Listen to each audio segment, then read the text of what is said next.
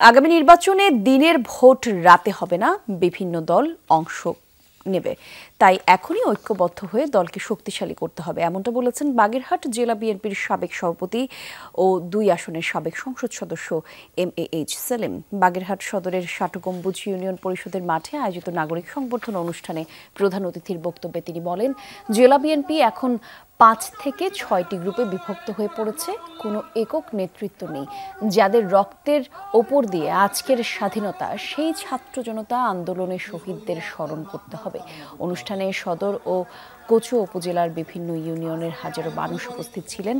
MAH Selim নিজস্ব অর্থায়নে বাগেরহাটে একটি মেডিকেল কলেজ হাসপাতাল, একটি বিশ্ববিদ্যালয় নির্মাণের ঘোষণা দেন। সংবর্ধনা অনুষ্ঠানের পর নিজ বাসভবনে শহীদ ৬ পরিবারের হাতে ৬ লাখ টাকার চেক হস্তান্তর করেন সাবেক MP MH Selim. Silver Line গ্রুপের ব্যবস্থাপনা পরিচালক মুক্তিযোদ্ধা MAH সেলিম ৯০-এর দশকের শেষের দিকে রাজনীতিতে সক্রিয় হন।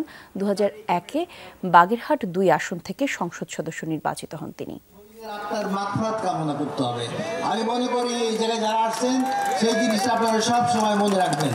আমি শহীদ পরিবারের সকল সদস্যের প্রতি আমি কৃতজ্ঞতা জানাই এবং তারা যে ২০ সন্তান জন্ম দিয়েছিল, যে বাপ মা, সেই ২০ সন্তানের প্রতি আমার গভীর শ্রদ্ধা রইল।